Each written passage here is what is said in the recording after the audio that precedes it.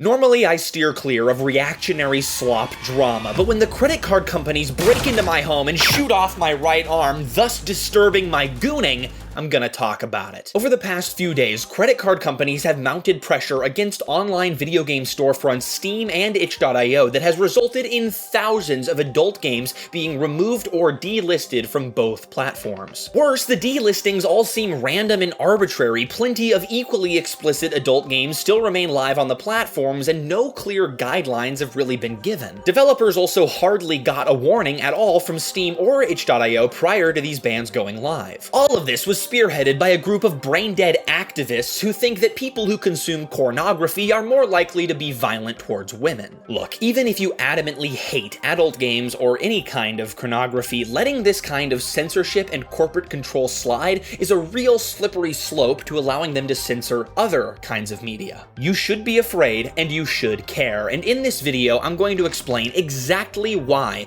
this group and these companies are wrong, and it's not because I like to goon. Now look, I get it. Some people think this content's just inherently harmful and should be banned outright, but I think that's a lazy and short-sighted way of looking at an issue that's far more complicated. First of all, I myself am not even the biggest fan of normal video pornography. I definitely think that it can make normal sexual connection difficult while also over-sexualizing daily life. However, this can be true, and also, I can recognize the benefits of porn, which is that people can turn to it instead of doing things in the real world. To give a personal anecdote and get real for a second, I used to have a pornography addiction. You can probably scroll back on my channel and see when that was going on. But because of it, I never did anything with anyone until I was an adult, met my girlfriend, and was capable of making informed, smart decisions around that kind of stuff. Plus, we now have a relationship where I was with nobody else before her, which I definitely think is a contributing factor to why we're so in love. It's important to explain all this stuff because while the group claims that they're just trying to protect children or these extreme things, really, pornography is the backbone of their stance. They literally wrote, "Pornography is violence against women, and those who consume it are more likely to commit violence against women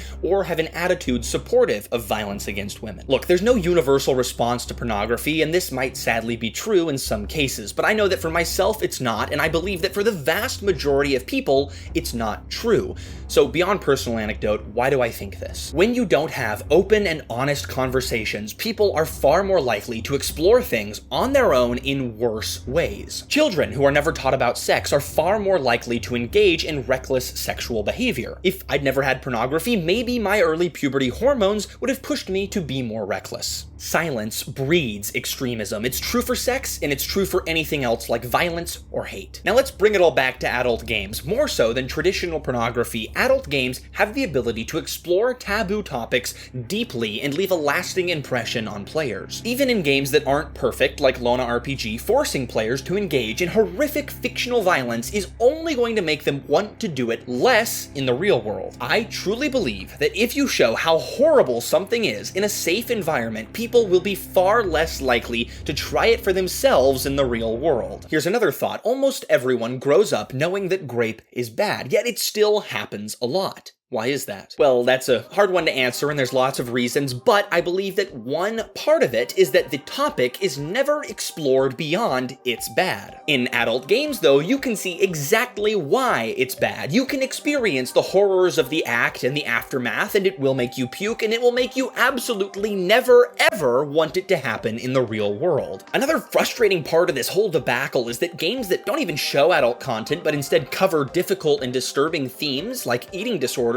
are also seemingly getting delisted, which is really scary because sometimes these indie explorations of difficult topics have some of the most weight when it comes to convincing people of how terrible they are or just spreading awareness. Not to go all slippery slope logical fallacy on you, but what the hell's next? I mean, are games like Omori gonna get delisted because they cover sensitive topics like self-harm and suicide? Oh god, what if my game gets delisted? How will I ever survive? No, but seriously, if people thought about these things for more than 5 seconds, audience, I really think that most would come to the same conclusions that I have. The problem is that even discussing these things is a huge taboo, especially here in the United States. I mean, I'm sure that there's many people with similar thoughts and feelings to what I have. They just don't talk about it because it's scary and weird and uncomfortable to talk about it. It's easy to just say porn is bad and leave it at that. I mean, you get brownie points for it, but that level of thinking things through is exactly how people remain complicit in some of the worst tragedies on Earth. And now you're gonna have people in the comments saying adult games getting removed from Steam is not comparable to the greatest tragedies on Earth, and maybe it's not, but it still is a tragedy, and it's still a slippery slope to even worse things like censorship becoming more prevalent. People always ignore the little things, but going after those fringe, socially unacceptable things because it's okay to ban them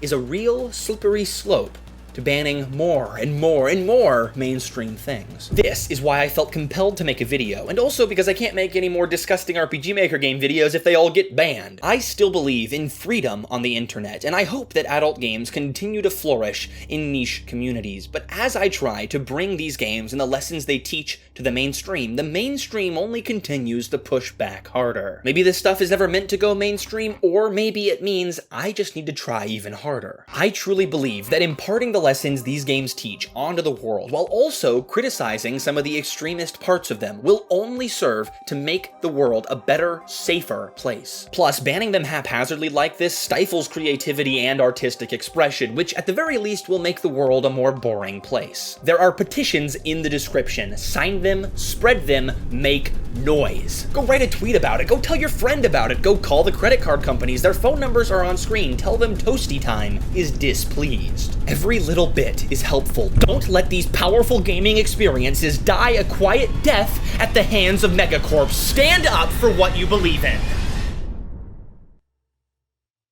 Welcome to Visa Global Customer Care Services. To X2, if you are a merchant... Thank you for calling Visa. This is Sam. How can I help you? ToastyTime is displeased. You need to take action against collectivist shout, banning and censoring Steam games. Payment processors should not have control over what people can play. Thank you. That'll show 'em.